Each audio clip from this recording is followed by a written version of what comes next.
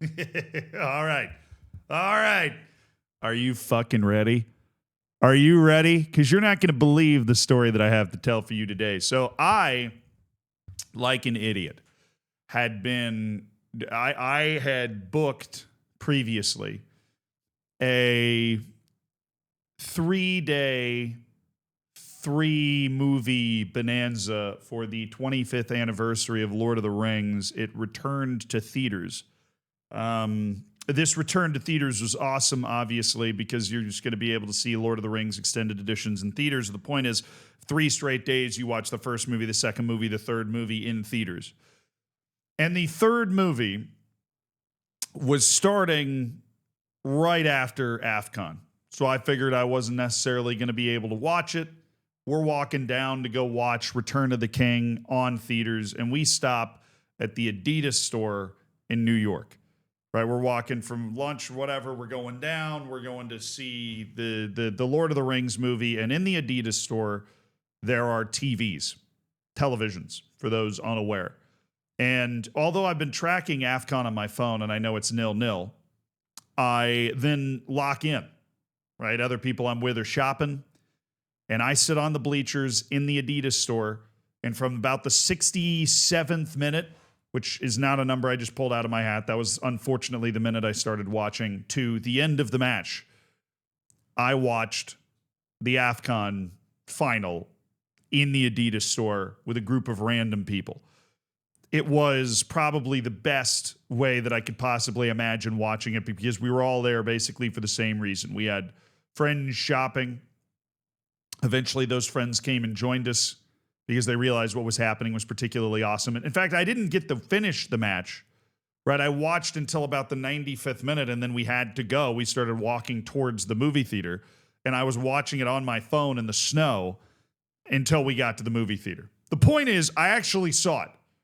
I wasn't necessarily supposed to, but I did actually end up seeing all the important parts of this match in a way that I couldn't imagine. But I'm going to try and do this fully contextually. And I would like to emphasize that I really like the Moroccan national team. I love that they made the semifinal. It's one of the fun national teams that's not in Europe or South America that really does have a chance to beat anybody. They're really good. And that run was amazing, and I love the way that they play most of the time. You know, and I love some of their players. I've been to Morocco before, and I really loved it there. The people are great. Okay, so whatever we're going to talk about today has nothing to do with commentaries on entire countries. I think commentaries on entire countries are dumb. I think they're always wrong. Speaking as an American, I really hope that I am not judged based off of my country's impact on you, right? And I try and afford that courtesy to other people when given the opportunity, and the same to Senegal as well. Because I don't think anybody comes out with a completely clean nose here, but there are levels of shit, and we're going to get to it. But the context to this is that before the match, there had been issues at this tournament. Not in the facility level, not in the necessarily the security level, although the security did seem to turn a blind eye to anything that Moroccans were doing.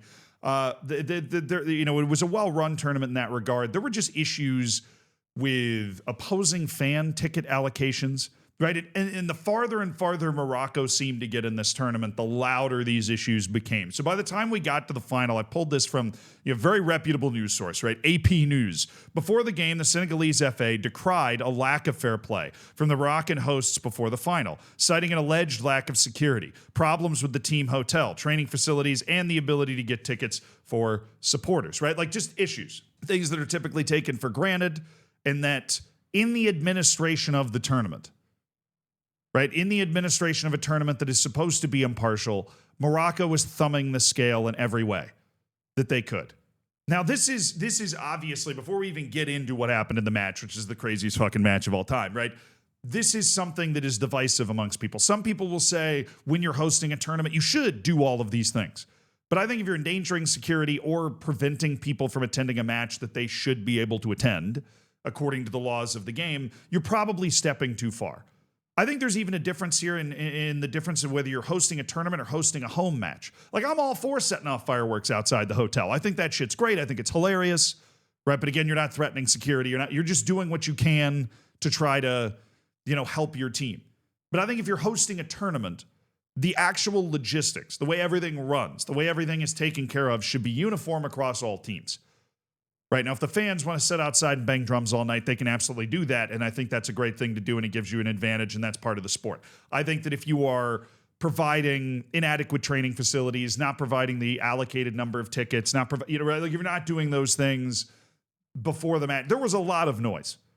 I almost made a whole separate video on it. There was a ton of noise about the way Senegal was being treated in a couple of days running up to this match. Like it was like the eye of Sauron just locked in on Senegal, because that was all that was in between Morocco and its first African championship in like 50 years. Right? Morocco, I think, has only won one, and it was a very long time ago. They're the best team in Africa, it would seem, and they're hosting the tournament, right? Like, this is the time they've got to win it. Then I think Moroccans were frothing at the mouth almost a little too much, thinking that they have to win it. When, if you've ever studied the history of Afcon, Africa has a lot of good teams in it, and very few great teams, if ever. That creates a lot of parity, it creates a lot of chaos, and there are a lot, I mean, as good as Morocco is, there is more than a handful of teams in Africa that on their day can show up and beat Morocco in a match.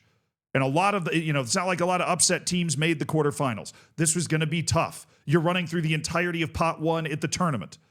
It is an achievement for Morocco to have made the final. You don't have to look in any other direction than that one. Right, there are a lot of very capable teams from Ivory Coast who didn't concede a goal all of World Cup qualifying. Right, from Egypt, who's running Mo Salah and Omar Marmoush on the wings, and yet they played like they were a championship team playing a Premier League team in the semifinal. Don't know what was happening there. Ghana didn't even qualify for the tournament. Nigeria didn't even make the World Cup, and they're over here just ripping people to shreds. Right, like there was a lot of good teams in their way. Algeria, didn't even mention Algeria. And they have managed to get to the final. They're doing everything they can, I think probably stepping over the bounds. But Senegal, to understand the mindsets here, Senegal is coming into this match understanding, right, that it is us against the world. Right? They are already jaded. They are already pissed. There is a widely held perception going into this final that this is somehow rigged for Morocco. Right? And so they're going to be on high alert for that. Everybody should know that. Is that entirely fair to Morocco? I don't think so. Right, I was tracking this tournament, and even though Morocco was thumbing the scales in all these kind of scummy ways, I don't think the actual calls on the field were blatantly rigged for Morocco. I don't think, somebody's getting paid a lump sum of cash in order to make a different call on the field. And in fact, by the time we get to the end of this video, I still don't necessarily think that. But it's important to understand that Senegal feels very victimized, justifiably, going into this match. Right, there is an edge. There is like an animosity to this before we even go into the match. And the match itself was great. Now, I actually saw this chance. Morocco probably should have taken the lead pretty early on in the second half. El Khabi was in there up top for Morocco, and he aired multiple chances. This was probably the worst miss. We got this angle from right where the ball ended up. Beautiful cross. And he just bricks it. I mean, this is a gorgeous cross in. You probably got to be scoring there. Mendy does well to get off his line and hit the starfish, but I mean, this is, at this level, a chance that surely can't be missed. And then, of course, there was Bunu, who made this unbelievable, I mean, he's kind of patented this at this point, this unbelievable double save at one point in the match. Beautiful save, and then he lunges and smacks the ball against the attacking player's foot so that he ends up kicking it wide. It's an unbelievable double save. Right, so both of these teams had chances. This was not your daddy's 0-0, boring, we're just playing for penalties. Right, there were opportunities going both ways in this match. But honest to goodness, even though it had had its serious edge to it, we've got dudes their heads are getting split open, they're trying so hard. At least in the time that I was watching in the Adidas store, I didn't see anything where I was like, that was questionable, right? It was just it was a good match. There was an edge to it. There was both teams were given their absolute all. But there was something happening that we weren't seeing. There was something occurring that I was not able to see from my seat in the Adidas store bleachers.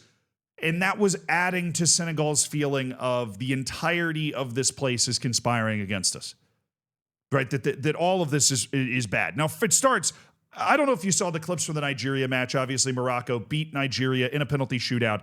The Moroccan ball boys stole the towel from Nwabali, who was the Nigerian goalkeeper. Now, this is fucked up, right? If you were administering a proper tournament the ball boys should not be encouraged to steal the towel, right? Like, I'm almost more okay if the players do it. The ball boys are not supposed to be part of the match in any way other than the way Jose Mourinho cooked up and being able to get the ball back in quickly, right? Like, that feels to me like a security issue. The only people that should be affecting what happens on the field are the 22 players and the referees, right? Like, there should not be people that, even if they're the ball boys, that are able to come in and like mess with any of the players' stuff, right? Like, if you're in a penalty shootout and you're able to go grab the goalkeeper's water bottle and throw it into the stands, I'm more okay with that. If the ball boy comes in and throws it into the stands, then I got a problem. Well, now you have that tone being set by the captain of Morocco here. This is Achraf Hakimi. After a play, grabs the towel and throws it behind the barrier, right? Again, I'm not horribly unokay with this. I'm just going to be clear. I don't have a huge problem with this, but Senegal is clearly hyper aware. They know this happened to Nigeria in the match before. So they've got the guy that ends up actually giving away a penalty later in this match. I believe his name's Juf, goes and gets it. But where's my problem? My problem comes with this scene. And there's a couple of things that I want you to acknowledge are happening here. So one, Achraf Hakimi kind of sets the tempo. He's the captain. I have a bit more of an issue with the captain doing it, but not nearly as much of an issue as the ball boys. Then we've got a gaggle of Moroccan ball boys who are trying to get to Edward Mendy's towel. Keep in mind, it's a wet night. At certain points, it's like pouring rain. So this towel is very important to dry off the gloves, keep the rain out of the eyes, right? As a goalkeeper, you use this all the time. The ball boys are trying to go get the towel. And a Senegalese sub, like a player, is down on the end line trying to stop the ball boys from getting it. Look at this. Look at this scene. The match is going on in the background, by the way. This is happening while the match is being played. He is getting, the ball boys have hands on him. The ball boys have their hands on a Senegalese substitute who did not attack them first. He has run in and grabbed the towel to keep them from taking it. I'm sorry, this should be an automatic ejection for the ball boys. I mean, if logic and reason are being upheld, this is an automatic ejection for the ball boys. No questions asked. You can't put your hands on a player, a substitute, who's where he's allowed to be. Not to mention who's trying to defend the artifacts of his goalkeeper. And you're putting hands, I'm sorry. But then the security guy, I don't even know what he's doing here. He comes up, and what's he saying? Is he telling the Senegalese player he has to get off the field? What about the ball boys? There's like a teenage gang of Moroccan dudes over there that are trying to take the towel, right? The security guy is following him, and now we've got ball boys getting in his face. I mean, what's the argument? What is the possible argument from the ball boys here? You're supposed to let us take the towel? This is, on the flip side, as wrong as this is, in a clear sign. Like, this is a chink in the armor, right? If you're Morocco, you want to put your thumb on the scale, but in a way where people can't point at it and go, obviously they're putting their thumb on the scale.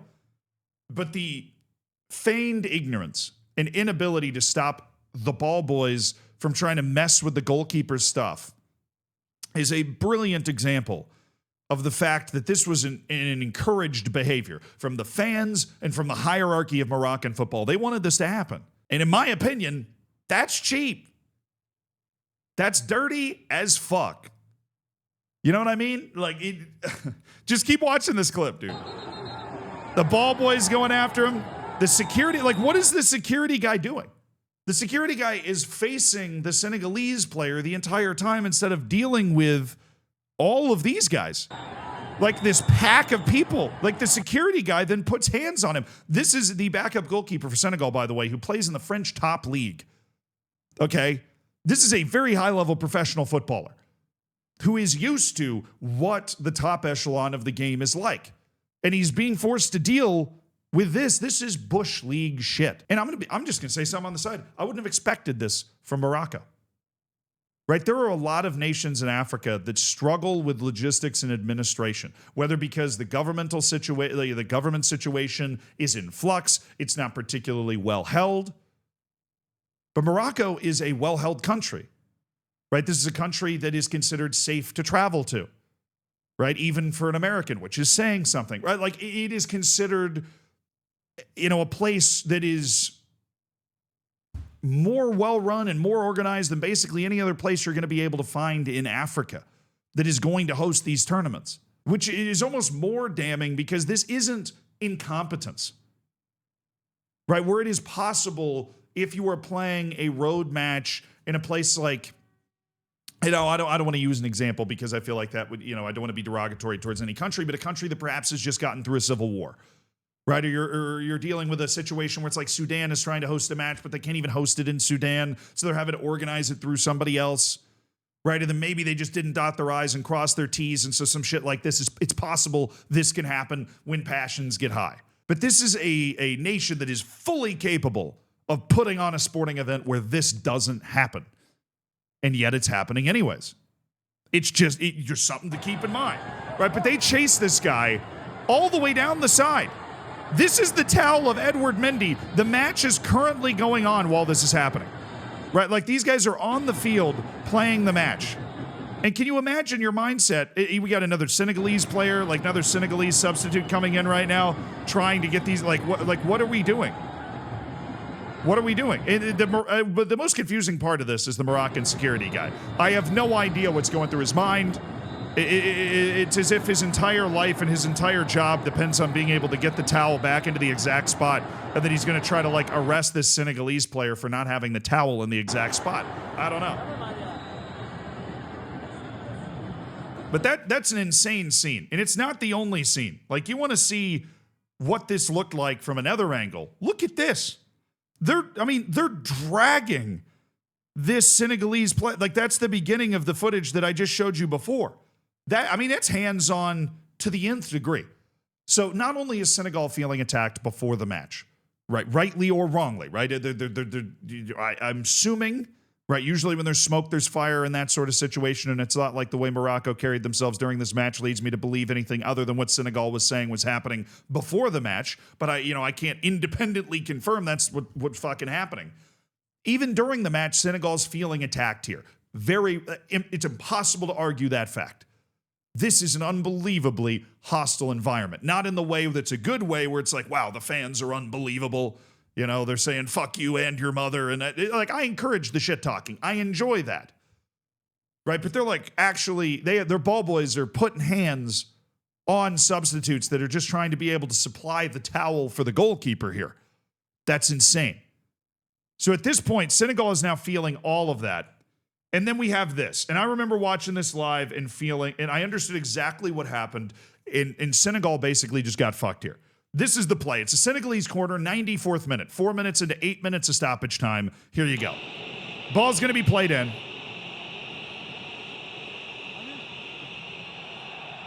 Hits the post. Goes into a guy in the middle and is scored. Now, this is called back. And the reason is because right as this ball is headed, and I'm going to mute this so we can focus here. Right as this ball is headed, it is whistled as a foul. So the whistle goes off before the ball goes into the back of the net. And for some reason, the ref has judged this interaction, that's Achraf Hakimi here, to be a foul. It's objectively not. You will never be able to convince me this is a foul. This is a contact sport. I'm going to show you a different angle here, right? He does not, I'm going to think about showing you a different angle. I'm going to consider showing you a different angle. This is the best. This is the best angle you're really going to get. If you watch this play, there's no shove, right? It is Achraf Hakimi's waiting for him. He has his eyes on the ball. He's trying to get to the ball. Achraf Hakimi goes over unbelievably easily, right? Let's watch this in slow-mo, right? There's no wind up and push here. Achraf Hakimi is in his way, right? Achraf Hakimi is not looking at the ball. He's trying to get to the ball, and it's just not a foul. Achraf Hakimi just goes down so easily. And also, I am a big believer that if we're in the 94th minute of a final, call less. Or don't call less. If it's a foul, it's a foul. If it's not a foul, it's not a foul. But if you're in a gray area, if you're having any internal debate whatsoever, don't call it. I think the game's better that way. If you're having any internal debate whatsoever, don't call it. It is at best, right? I'm going to play it again for you at full speed. At best, an incredibly soft call. Right? Like that is just an unbelievably soft call, especially when you're considering that the player is obviously not trying to do this. He is trying to, he's going towards the ball. And Ashraf Hakimi falls down so easily on this play. He falls down so easily, right? And he just sits there and holds his hand up. Now, it is very unlucky for, like, I don't believe, watching this, that this entire tournament was rigged for Morocco. It is conceivable that a referee would see this and he's trying to keep a really tight lid on the match and he blows the whistle right before the ball goes into the back of the net, which is, in my opinion, a terrible decision. I think you at least let the next 2-3 seconds play out so VAR can technically review it. But because he blows his whistle so early, VAR is not going to be able to give this goal. At least in my understanding of the way VAR is applied, they're not going to be able to give this goal. Because the play is already dead before the ball goes in the net, even though the ball was always going to go in the net. It hits the post, hits the guy, and it goes in. Right? It was cosmic. There was no choice in that matter. This is a 94th minute goal to win the African Championship that's been blown dead because Ashraf Hakimi crossed his feet up. Because Ashraf Hakimi couldn't handle having a dude's hand on him. You know, like at a certain point, you have to be able to compete for a header. And I don't think you can I don't think you can possibly have any less contact than these two guys have in trying to get to a header. Like if you look at other points in this play, tell me what's happening right here between number 5 and number 2 or number 11, like what's happening with all three of those guys. Tell me that's less contact than what occurs over here. Because it's not. This guy gives him a hug. This guy gives him a wrap. Right? Like that is the same, if not more, amount of contact, more obstruction of movement. If the Senegalese player goes, hand in the air, hell, he maybe would have gotten the call. Maybe we would have had a foul and a penalty. It would have been chaos, offsetting penalties, or it's like an NFL thing. But there has to be, it's a contact sport. You're allowed to touch each other, and this is not a foul. And it should have been let go. And even if he thought it was a foul, he should have let it go for a couple of seconds so that VAR could confirm it. But, I mean, you really just shouldn't be calling this. If a guy goes down this easily in the 94th minute of this is a Continental Championship game. Damn it, fight. Stay on your feet.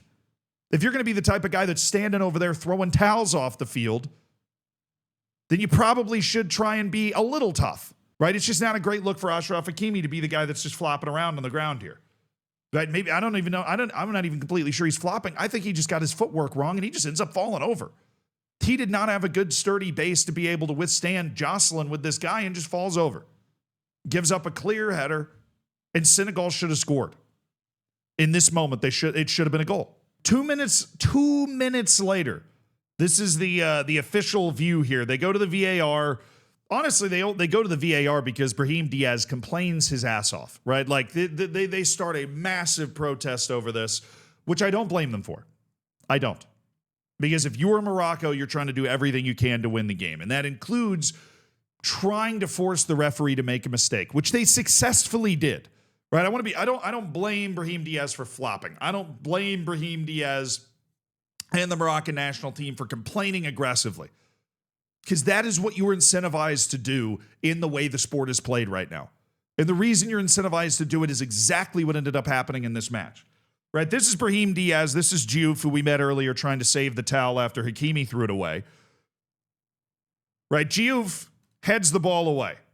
Brahim Diaz goes down like a sack of potatoes, puts his hand up, and starts a whole big stink.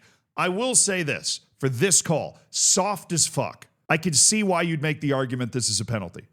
Would I have called this in the 97th minute of the African Championship after 2 minutes earlier? It was pretty obvious that I had just robbed Senegal of a clean goal. Absolutely not. I think subjectivity should be a part of refereeing. I think that you should be able to acknowledge as a referee that you probably shouldn't have blown that whistle as early as you did, and that you should give the benefit of the doubt. You shouldn't, if it's an obvious penalty, it's an obvious penalty, but nobody in their right mind is going to say that this is a clear as day, show-stopping, nobody can even argue type penalty. At best, it's a ticky-tack penalty, which I don't love calling anyways in the 97th minute of an African Championship. And I certainly don't love calling if 2 minutes ago you just made a horrible refereeing mistake. There has got to be a little common sense here to go, you know what? If I have any doubt in my mind, which this should give you plenty, right? It is not like, again, I go back to the previous highlight. You see the physical contact that is occurring with the Moroccan players and the Senegalese players. 3 different Senegalese players are getting hugged on that play. None of them go down like this. Maybe they should have. That's the way the game is played. Maybe they should have gone down, put their hand up, stopped the match for 3 minutes making an argument about how it should have been a penalty. Right? That's what, I mean, clearly they should have. It worked here. Because this is, at most, the same contact that you're seeing in that other play. The difference being that's actually where the ball was headed. I think, the big key here is that Diouf ends up being the guy that actually wins the header. I think pretty quickly you end up with Brahim Diaz realizing that he's not going to win the ball. So he figures, I'm just going to throw myself to the ground. It doesn't look like a serious amount of contact to me, but more so than the other play, which I believe there really is no argument for that being a foul whatsoever. I can see the argument. And I remember sitting in the Adidas store going, I am afraid. I am afraid he's about to call this and ruin the spirit of this match, because it had been a great match. Right? And the whole match felt off the moment Senegal didn't get that goal, because everybody and their mother could tell that Senegal deserved that goal. And it just felt unfair, was the word that came to mind, for you to sit down and call a ticky-tack penalty like this. I mean, this is really my second biggest bone to pick with VAR, outside of the fact that it is applied seemingly differently all the time, is that it opens up this world of, well, technically that's a foul.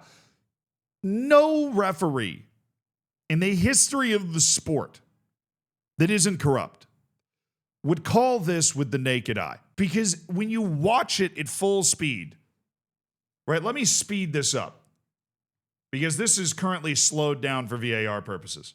When you watch it at full speed, it's just not enough contact to be a foul. And nobody's going to have the guts to call this, nor should they.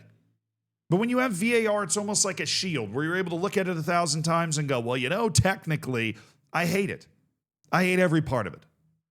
And at this moment, something within Senegal breaks. And I completely understand it. Completely. It makes complete sense. Something within me would have broken. It just breaks. They have been putting up with this shit for days before the game. They have had their third string goalkeeper playing keep away with their with their keeper's towel for the entire game. Right? And you can't even imagine all the things that weren't caught on camera that were happening, that were allowed to happen as part of Morocco's administration of this tournament in order to try and win this tournament for Morocco.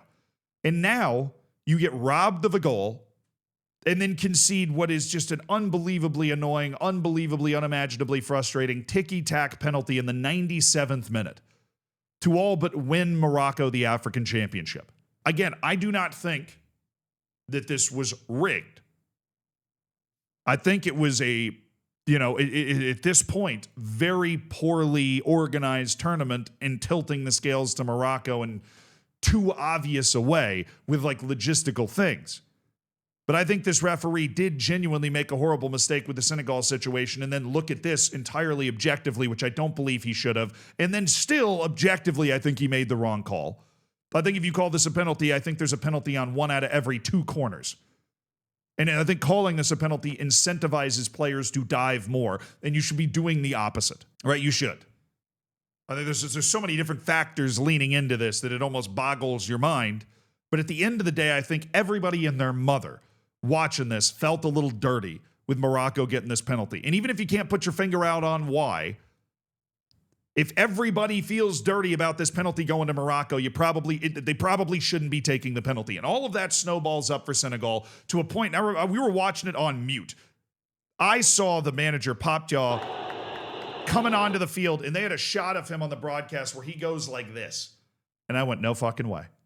I looked at the people I was there with, and I was like, are they doing what I think they're doing right now? And they were. The Senegalese players left the field.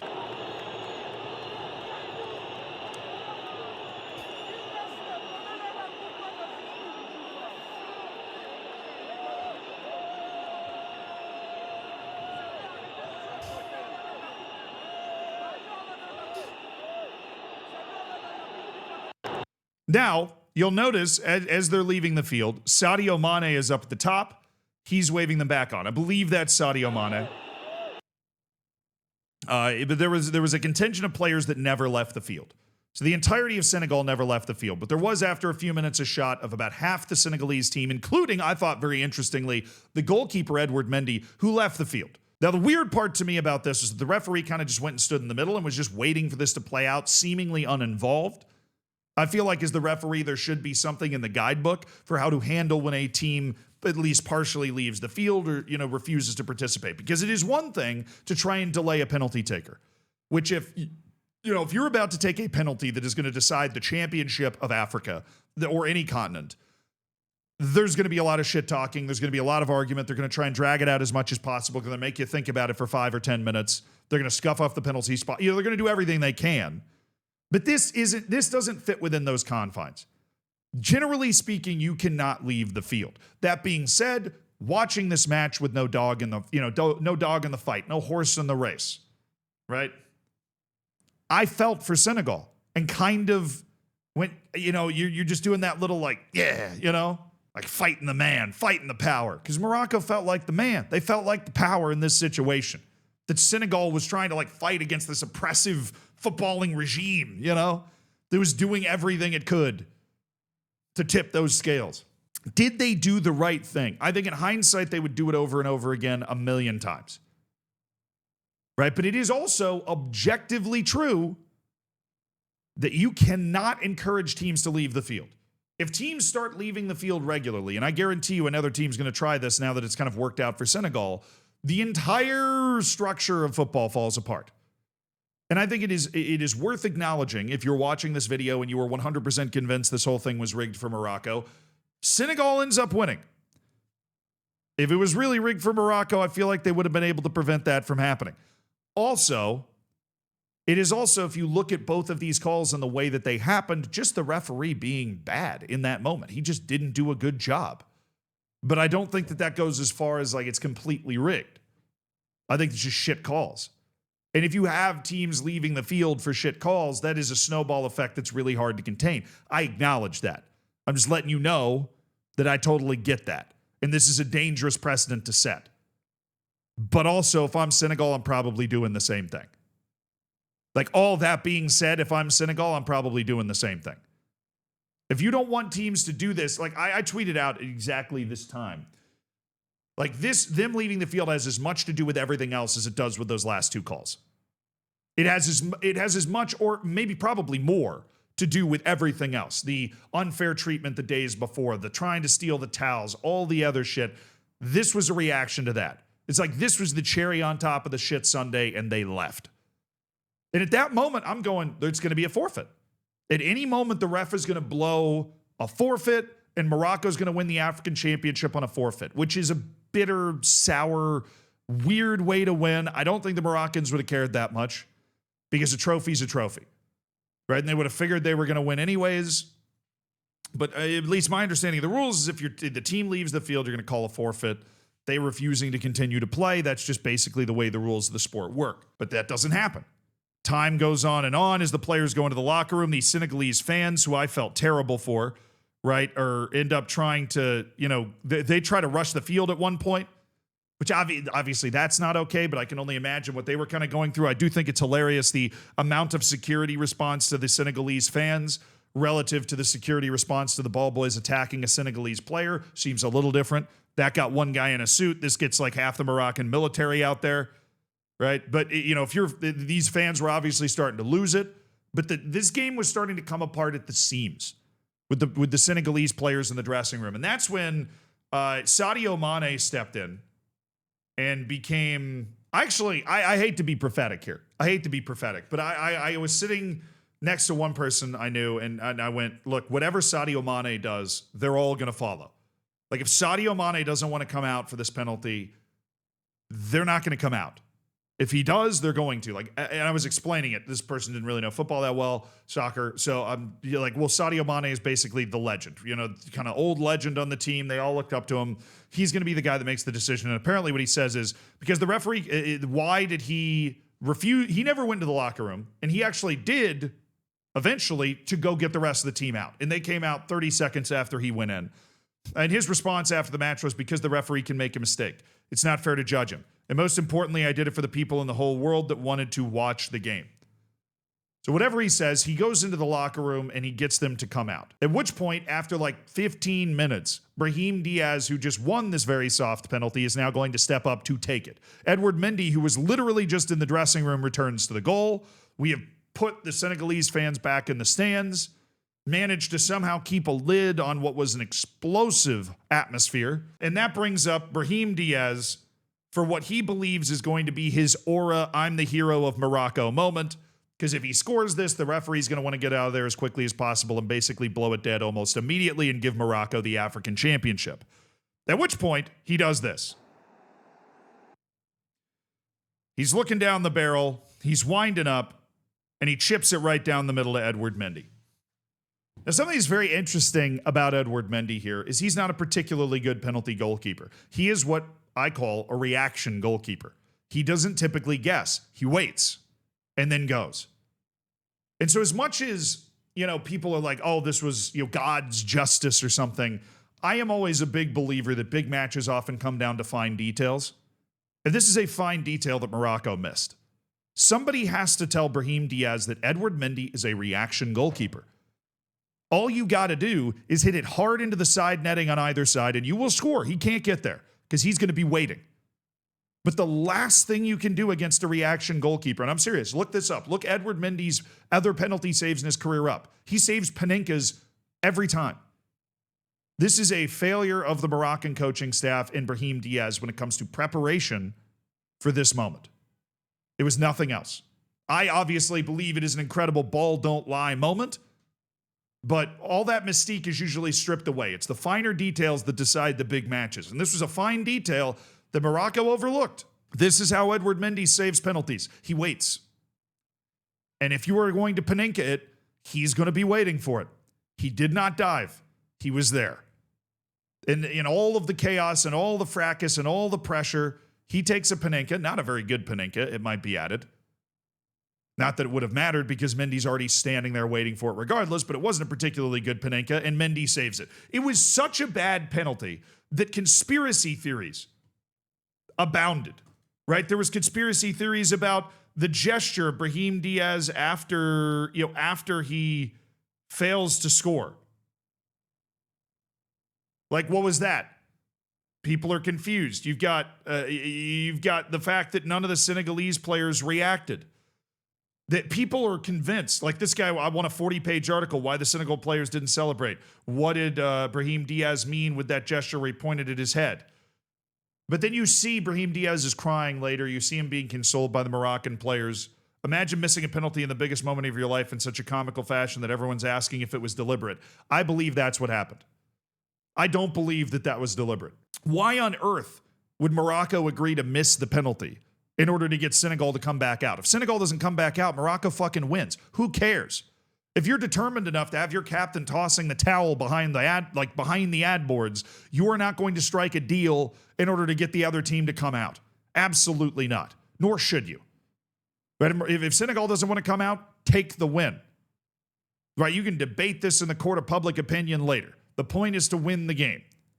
Right? Obviously, I can sit here and judge whether you've done that fairly or incredibly unfairly. And obviously, it felt unfair, all the different things that were happening. But you win the game, you win the game. And I don't think Brahim Diaz in his wildest dreams would have agreed to miss that. Now, the L of the day goes to the guy working the Morocco fan zone who accidentally set off a confetti cannon. This is hilarious. The fan zone watching the missed penalty here.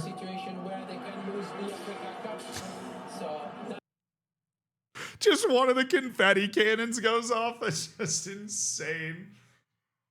Oh, it's ridiculous. That like just top tier idiot award there. And then Senegal wins.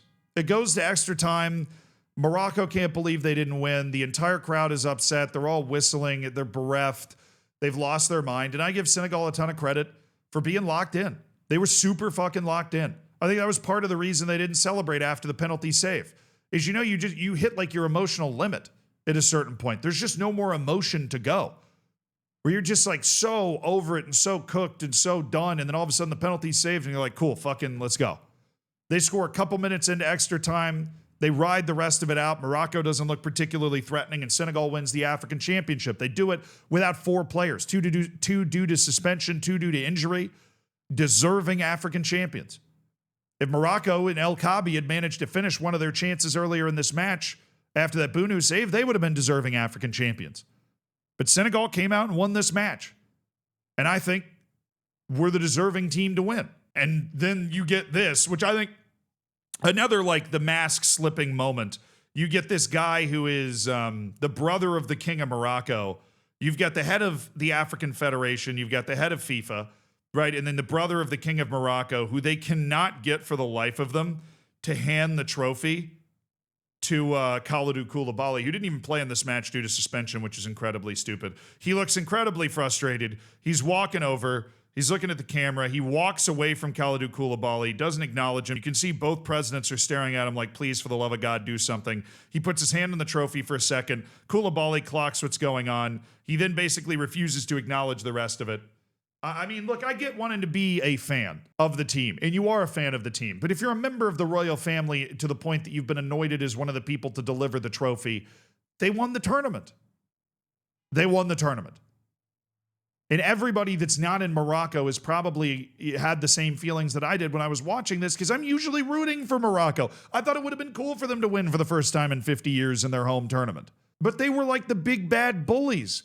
They were assholes, and then they didn't win. And then they cried about it. Then that just doesn't endear you to anybody. Like this, the behaving in this way doesn't endear you to anybody, and it got even worse.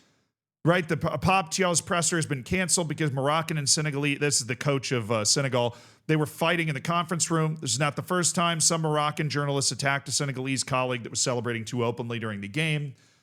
Is somebody that has a degree in journalism, again, and every time I say that, I have to emphasize this channel is not journalism. This channel is me sitting down talking about whatever the fuck I want to talk about. That's basically it. I am your friend at the lunch table vibe. But I have a degree in journalism, so I know what you're supposed to do. You're not supposed to be a big enough fan of a team during a journalistic exercise that you start attacking other people. Journalists have apparently lost the concept of neutrality everywhere all at once. But that shouldn't be happening. And then they did this. Pape Thiaw, by the way, walks into his press conference holding his daughter's hand and smiling. And you listen, there's cheers and boos.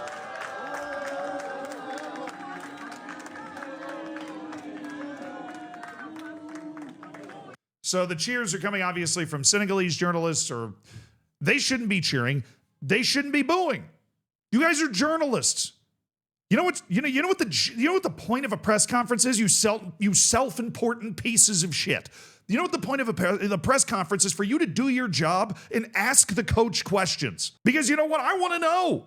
I want to know what he was thinking when he pulled his team off the field. I want to know whether he thought the tournament was rigged. I want to know whether he thought the penalty was missed on purpose, whether he thought the goal should have been called back, what he said to his players, what he said to the referee. It's your fucking job to find that out, because you're journalists. That's what you do. You figure out what these people have to say at a press conference, which should not be hard. And this would be the most interesting press conference of all time, because crazy shit just happened. But now all of the Moroccan journalists just walk out, which I realize is kind of a funny gesture considering their complaint is that Senegal's team walked out. So now they're walking out on the press conference. But it just annoys me as somebody with a journalism degree to be like, look, I want to know these answers. It's your job to get them. And you're just too self-important and caught up in your own shit and doing everything but being a journalist that you boo or cheer him when he walks in. Nobody asks the guy a damn question, and the whole thing gets canceled because you're fighting and leaving. It's just stupid. It's stupid. It's petty. It's annoying to me because I want to know. And you are the people that are credentialed to be there and actually find out. It's your job. So the whole press conference thing was an absolute mess. This is another POV of it, right? All these guys, you wait for him to walk in and then leave. Like just more performative bullshit trying to send a message to him, right? You wait for him to walk in and then leave. It's a shame, right? Like what has happened here in the world of football, what has become more and more acceptable, and what is happening here in Morocco, and it's not just happened in Morocco, it's happening, all over the place. right? I don't want to just sing. Morocco was obviously the one hosting the tournament, and they made the final, so they're really in the spotlight right here. But Algeria was losing its mind. Like, all these countries losing their minds, okay, is every single apparatus of the country has to put the argument of the national team over everything else. And I just think that's silly. I think that you can be a Moroccan journalist who's incredibly sad that Morocco lost and even thinks that the game should have been canceled and Morocco got cheated and still be able to sit there and ask a question. I don't think you need to be the next part of getting involved and trying to send some stupid, silly message in the moment where you miss out on, you could be a Moroccan journalist and sit there and ask really hard-hitting questions to try and, if you think that this was wrong, to really try to embarrass the manager. Then you don't have to ask derogatory questions to do that. You can be like, if the Moroccan team had walked off the field, what do you believe their punishment should have been? Right? Like, you can ask actual journalistic questions in this situation. I think this incident highlights how silly this has all gotten. From the ball boys to the journalists, like, at some point, we got to be able to put the match in between the lines here. And you could root like hell for your team and ride or die and have your entire personality determined by how your team does, but still be able to execute and do your job as a fucking ball boy or a journalist or as the king's brother. You know what I mean? Like, you be able to execute and do your job outside of the match. And that is really, if you want to point at a flaw that hit in this tournament, that was the flaw that hit. You know what I mean? Like, that was the flaw that hit. And all of this comes back to so much of what was happening at this tournament that was newsworthy wasn't on the field. Because if Morocco had conducted itself above board in all of those other aspects, I'd be yelling at Senegal right now. But also, if they conducted themselves above board in all those aspects, Senegal probably wouldn't have walked off the field after those two calls. So what came first, the chicken or the egg? You know? Now, the Moroccan journalists were also asking the head coach, Walid Regragui, to resign immediately. I think that's silly. I mean, his team got unbelievably close to winning an African championship after making a semifinal. They should keep that coach 100%. It's incredibly, no offense to the Moroccan national team, but they're not that much better than every other team in Africa to, assume that it's win the championship or bust. He got to the final. He lost by 1 goal in extra time. And if Brahim Diaz had scored a penalty, they'd be lifting the trophy right now. If he just put that ball in the side netting like any player worth their salt who plays for Real Madrid should be able to do 100 times in a row, they win the trophy. So no, he shouldn't be fired. And then, of course, you knew this was coming. Morocco put out a statement. They're going to seek legal action against FIFA and the African Federation for the way this has gone down. I would love, and I would think the way this would be buttoned up pretty well, is if Senegal then pursued legal action for all the wrongdoing that Morocco impassed upon them. Maybe, assault and damages for the third goalkeeper they had getting attacked behind the goal over the course of this match itself. So nobody comes out of this looking amazing. What Senegal did was not necessarily right. But like I said, in that moment, I agreed with it. I was kind of quietly fist pumping like, yeah, they're really sending a message here. The ramifications are terrible. I think the head coach should have gotten a red card on the spot. Right? And the game maybe should have been abandoned. I think the only reason it wasn't is because some of the players stayed on the field the entire time. And I think that there's no real guidebook for how the ref should have been able to handle that situation. I know some Moroccan fans are mad at him for not abandoning the game. I think you should have handed out a red card to the coach at least. Should have done something instead of just standing there. But he let it play out, and the match was able to continue, which should be the end goal of an official in that situation. Because then afterwards, there should be big fines levied, or maybe the coach can't coach for a year or whatever. Right? But this is an unprecedented situation and everything that led up to it. And I can tell you what, if you look at all of it, Morocco doesn't come out looking too hot. Then the most important thing at the end of the day is that somehow, some way, we got treated to a spectacle. It was, 8 seasons of a TV show couldn't give you the same level of emotion that you got if you were watching this match. Even if it was on silent in an Adidas store. It was a once-in-a-lifetime experience. And for that, I thank Morocco and Senegal. They gave me a sporting moment I will never forget. And the rivalry between those two nations will go on as long as this lives. A long time. I can't wait for the next time these two teams play each other because it's going to dig all this shit up again. But, action items. All right, action items moving forward. Let's find a way to administer these tournaments without allowing the host nation to do some of this stuff. Because it's just not, it just ain't good for the competition, right? It just ain't good.